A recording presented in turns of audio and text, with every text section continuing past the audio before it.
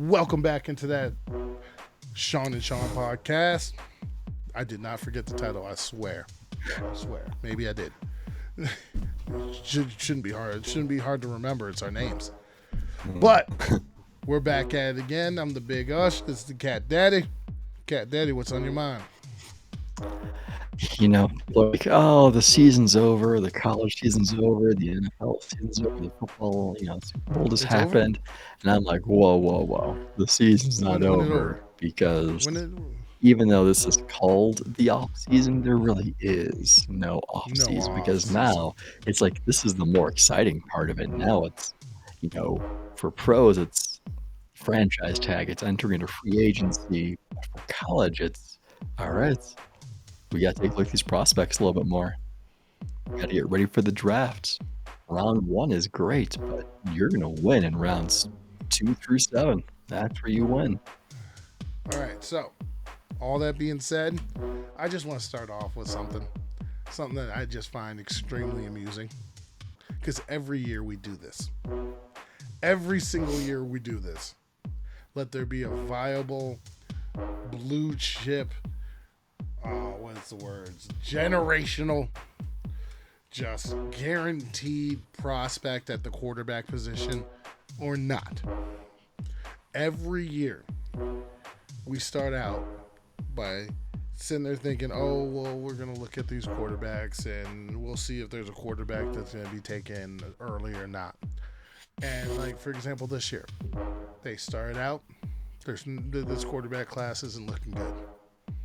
Then it turned into, all right, there may be some first-round picks in this quarterback class. As it goes on, we're starting to see things change. We're starting to hear the rumbles from teams and this and that. We're starting to hear the Steelers really like Malik Willis. But then when you hear the draft knucks, Malik Willis might not be there for the Steelers. It's like, how could he not be there? This is supposed to be a weak class. Then you're hearing other rumblings, like Carolina has fallen in love with Kenny Pickett and could be taking Kenny Pickett at 6 overall. So, and we're not even to the combine yet. We haven't seen any pro days. We haven't, there's so much time for these teams to fall even more in love with one of these prospects. And out of love. What's that? And out of love. Right. But I'm just saying, I don't doubt, especially if Matt Corral can get cleared and start showing his athleticism, that someone could fall in love with him. You see people already falling in love with Malik Willis showing his athleticism. You got people out there who, like yourself, who take Carson Strong and are Carson Strong believers. You got Desmond Ridder believers. You got Sam Howell believers. All it takes is one team to fall in love with one of these players.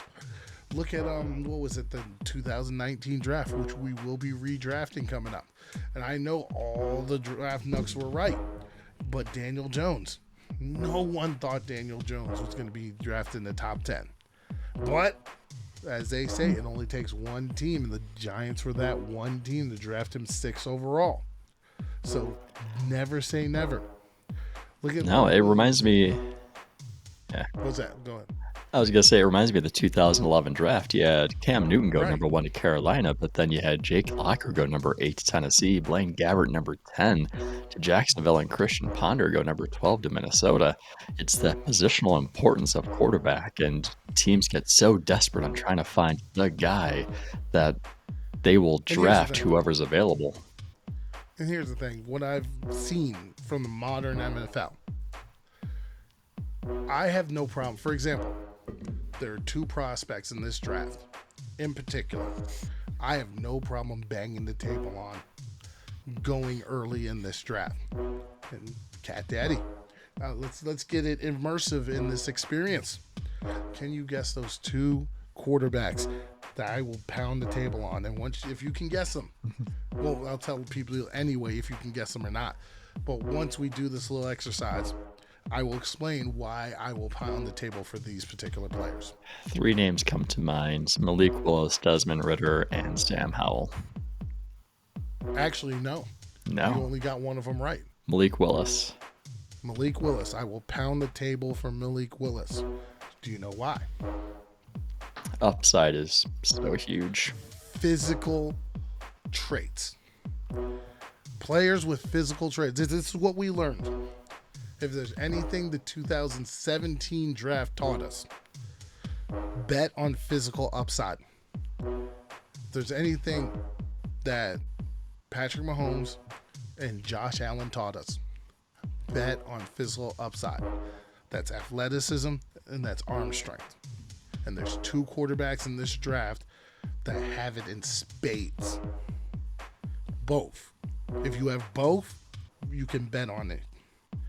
The funny thing is, I'm surprised you didn't say the other one because the other one is your guy. Yeah. So it's Malik Willis and Matt Corral. Both of them super athletic. Both of them have elite arm talent. People forget that about Matt Corral. The dude can sling it. Yeah, he's probably got the third maybe fourth best arm in this draft because you could argue that Carson Strong and Desmond Ridder have better arms. But that being said, his arm is, you can't poo-poo on his arm strength. The ones that you want to poo-poo on their arm strength maybe is guys like Kenny Pickett. But Kenny Pickett's more of a cerebral quarterback. The question is, can you bet on that cerebral quarterback to carry your franchise? And that's where you have to look at.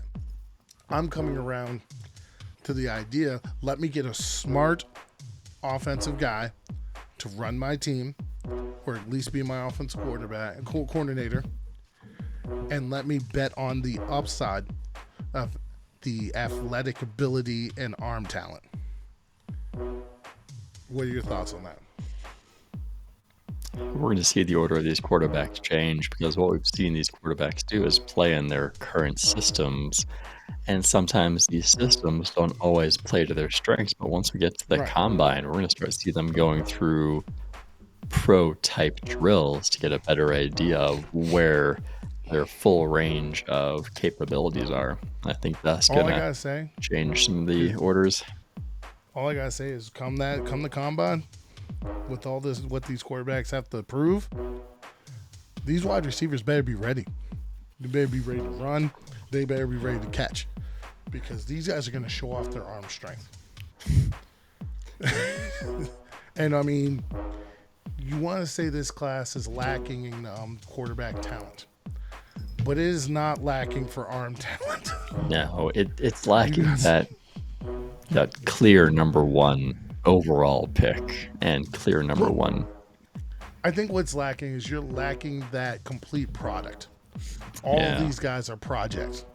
So like Malik Willis, he's got tendencies that you have to clean up because he's never really been coached properly.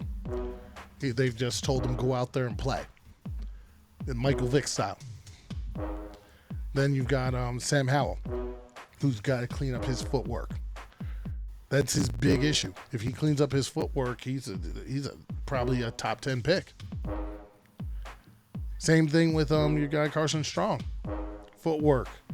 Because when his footwork's off, his accuracy is bad. Then you've got Matt Corral. Also a guy who plays a backyard type football. So can he play within structure? We know you can play outside of structure, but can you play within structure? You know, Desmond Ridder, can you calm down? Can you read your reads? Can you go through your reads? Can you deliver the ball accurate without everything being perfect? And then Kenny Pickett. What's the hand size mean? How are you going to be able to make that tough off platform throw? Are you going to be able to make that outside the hash throw? He's got some things to prove also. So it's going to be interesting. But I guarantee you, some of these teams are going to fall in love with these quarterbacks. And I guarantee you, with you, at least one is going in the top 10, maybe two. Yeah, I think definitely one's going top 10. Could be two. I imagine that some team is going to try and trade up like Baltimore did in 18, get into the very end of the first round to draft a quarterback just so they can have that fifth-year option. Could be like for either Carson Strong or Desmond Ridder. I think both of those guys have the ability to fall, or even Sam Howell. But I can see Sam Howell getting taken mid rounds. But the three that I see that could be up at the top, let's say Denver doesn't get Aaron Rodgers. How in the world do they not take a quarterback? Carolina should. Already saying they're open for business for a quarterback, and they should be. So it's just like you got Kenny Pickett, Matt Corral, Malik Willis. Who's to say Pittsburgh doesn't trade up? They don't have many picks.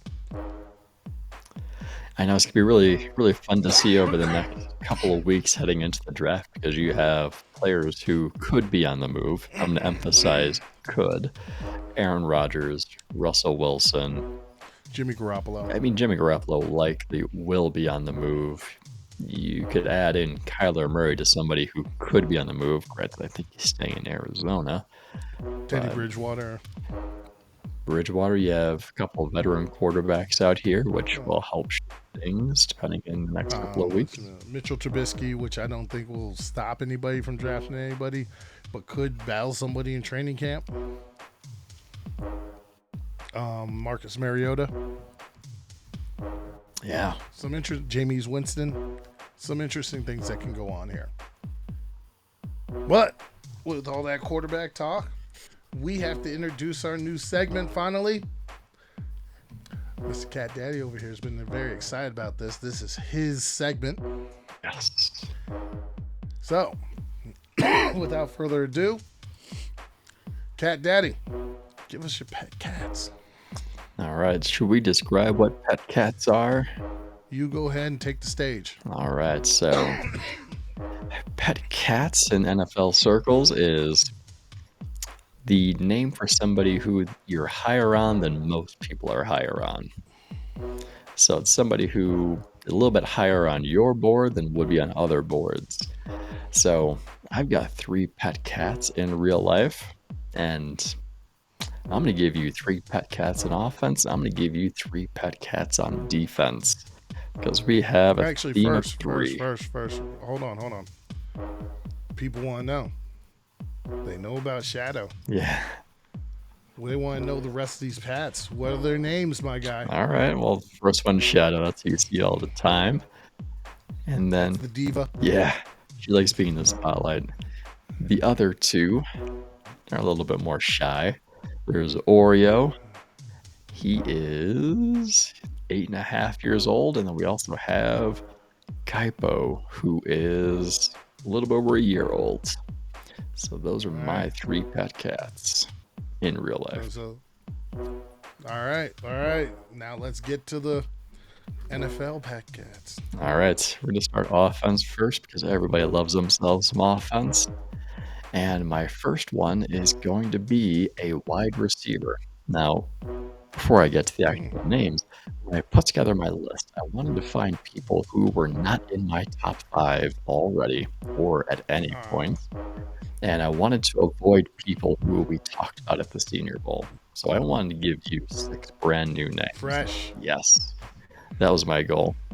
So my first guy, wide receiver from the University of Kentucky, Wan'Dale Robinson.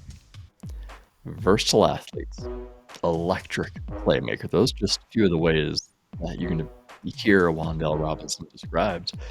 And you know how San Francisco would manufacture touches for Deebo Samuel? I can Right. see some team doing the same thing with Wan'Dale Robinson. I'm kind of hoping Miami can draft him so they could use him in that Deebo Samuel type role. Maybe he gets drafted as a wide receiver. Maybe he gets drafted as a running back, offensive weapon. But one thing is for sure, you can't put limits on him. Move him around. Don't just line him up at wide receiver. Don't just put him at running back. You have to utilize his full skill sets. Line him up all over the field because he has the versatility to succeed. And he may get lost in the shuffle because this is a really good wide receiver class, and he's currently categorized as a wide receiver. So it's a deep class.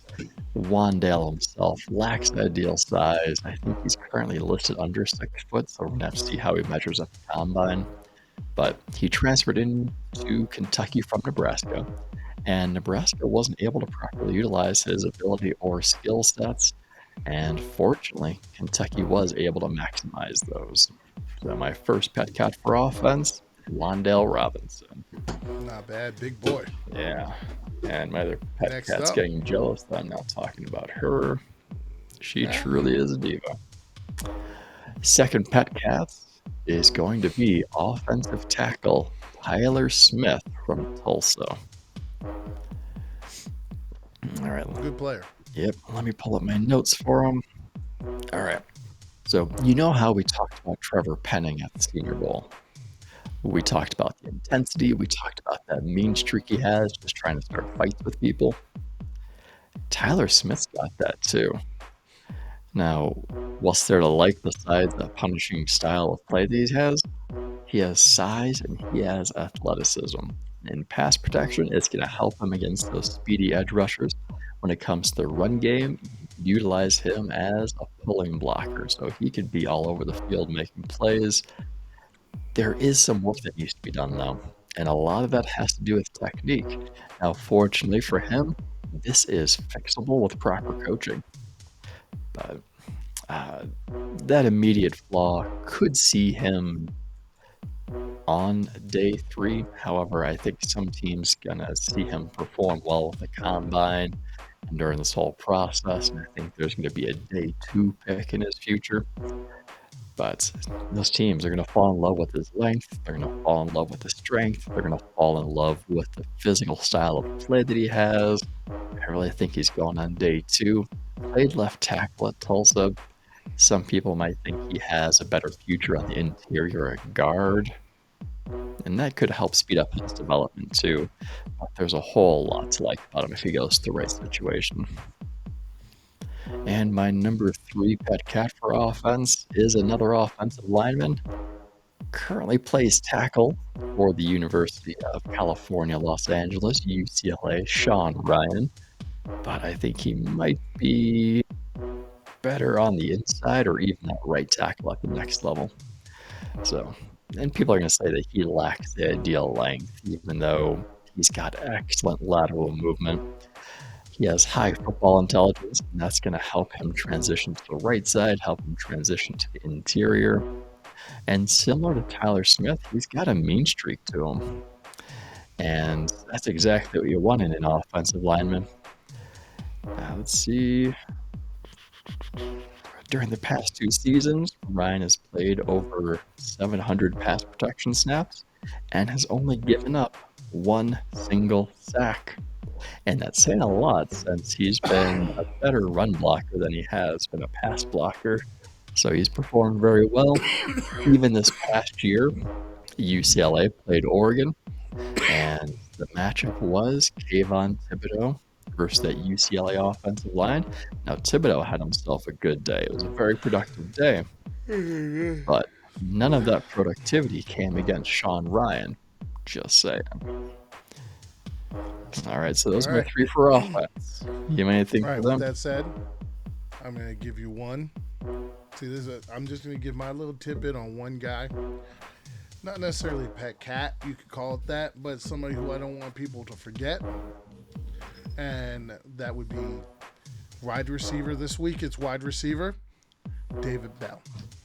Because all in the shuffle, with the Traylon Burks, the Jameson Williams, the Garrett Wilson, Chris Olave, even the Drake Londons and the George Pickens. Even now, you got Christian Watson, Calvin Austin III coming out of the woodwork, John Mechie III. People are forgetting to talk about David Bell. And I know he doesn't have the greatest speed and this and that. You know something? You know who reminds me of who didn't have the greatest speed but just caught everything, which is what David Bell does? You know who that is? Who's that? It's this little known wide receiver out of Cal who had really great size but not the greatest speed. He didn't run great at the combine, named Keenan Allen. Who? And that's what David Bell kind of reminds me of. Oh, you know Keenan Allen. So that's my offensive one for the week. So let's move on to your defensive. All right. Cats. Defense, I have one at each level for defense. I'm going to start with the line, and my first guy comes from the University of Kentucky, Josh Pascal, edge. So Josh was invited to the Senior Bowl, accepted the invite to the Senior Bowl, but ultimately had to opt out of the Senior Bowl due to an injury. Kentucky guy. I know, yeah. And it's the same injury that caused him to opt out of the Citrus Bowl, too. Now, considering how deep this edge class is, missing that Senior Bowl, I think, could be a huge missed opportunity for him to be able to showcase the abilities against the players in front of the teams in that type of environment. So something like that could have done great things for the stock. But if he's injured, man, there's not much you can do about that. Could he be subject to a slight fall by not showing up to the combine or the Senior Bowl? It's possible. But if he's healthy for the combine and for the rest of this pre-draft season, they're going to see that he's an edge rusher who relies on power, strength. He'll need to learn how to be more creative when it comes to pass rushing. But teams are going to fall in love with the strength, with the power, with the high motor that he has. He's going to be an asset to the run game. So if he himself isn't the one stopping the ball carrier, he's going to be eating up blocks for teammates. That way they can get the ball carrier and make the stop. But I'm not sure what the athleticism looks like. And I think that could be something where he doesn't test quite as well when it comes to the combine. And I think something like that may limit his upside. But that's my first one. Moving to the next level, I have linebacker Tyrell Bernard from Baylor University. He was another guy who was invited to the Senior Bowl, accepted the invite, but he wasn't able to participate. In his case, it was a hamstring injury, and that's really unfortunate. But he's an undersized linebacker with a lot of speed and a lot of athleticism. And it almost starts to sound like Nakobe Dean for a few seconds there. So what's to like about him? He has that sideline to sideline movement that you love to see in a linebacker. He's great in pursuits. You can use him as a pass rusher. He's shown good instincts and timing when it comes to blitzing. And he can play in coverage. He's been matched up against tight ends, running backs. He can even play that slot wide receiver. He's got areas for improvement. His size is not the ideal size, and neither is his length. So he might have some struggle when it comes to shedding blocks if he gets engaged by an NFL offensive lineman. He may struggle against the bigger, stronger tight ends. But some of these things can be fixed in the weight room. He's got the speed, he's got the athleticism to be successful. He just needs to add some strength to it. And then my third guy, we're going to the University of Washington, and I've got Kyler Gordon, cornerback. He is a guy who might get lost in this loaded and pretty top-heavy cornerback class, and sometimes he was overlooked on his own team because he had Trent McDuffie as his running mate. But I think things are going to change with the combine because Kyler Gordon is just going to test stupid good. He's got extreme athleticism, so I'm expecting him to test off the charts. And teams are going to fall in love with the fact that he can line up all over the field. He can line up outside, in the slots, and he's got a lot of experience playing on special teams too, so you know that he's going to get drafted. He's going to contribute right away. If he's not on the field on defense right away, you know he's going to be out there for special teams. But on defense, he plays the ball well. He uses good instincts. He's got really good football IQ, and he's a willing, capable tackler in the run game. He may only have second round upside because he really only has one good year of tape. 2020, the season was shortened to 4 games. And then 2019, he only started a few games, but he didn't jump off the tape like Derek Stingley Jr. did. So a few things he needs to work on, but I think those things are relatively minor. It might just be the experience that he's lacking that's really going to get him a big draft day push. But a good combine is going to boost that stock when teams get a hold of that athleticism. Any of those on-field things can be corrected and fixed with proper coaching. So I can see him being a solid round 2 pick. Nice. All right, so another guy I just want to add in as someone to not forget, Isaiah Thomas. No, not the basketball player. No, not his son. But it's Isaiah Thomas, edge out of Oklahoma. Now, everybody knows about his running mate, Nick Bonito, because of the speed and whatnot.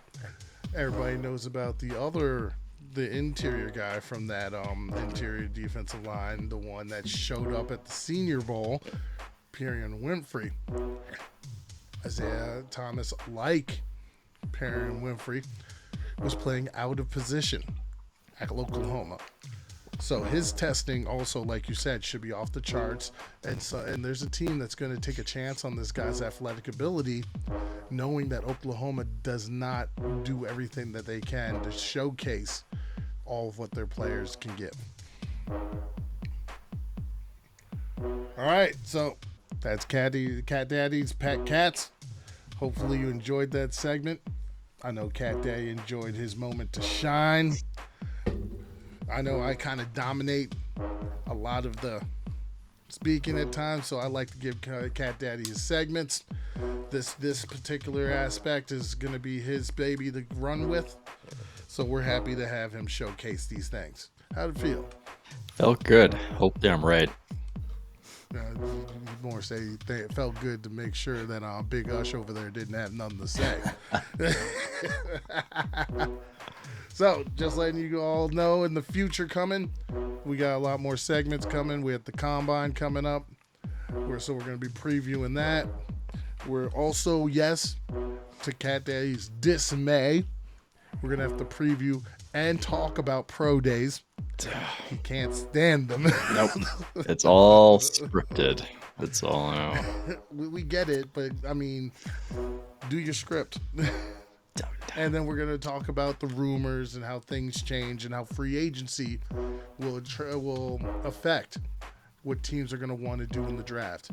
There's a lot of stuff that's going to be happening, a lot to talk about, more mock drafts, more redrafts. It's going to be a fun stuff. We also have our game that we'll be explaining more so closer to the draft, but we do have a draft game that we play. All right, Cat Daddy, you got anything left for the people? No. Nope. I gave you guys everything with the pet cats. Gave it all he could. All right. Till next week. Same cat time, same cat channel.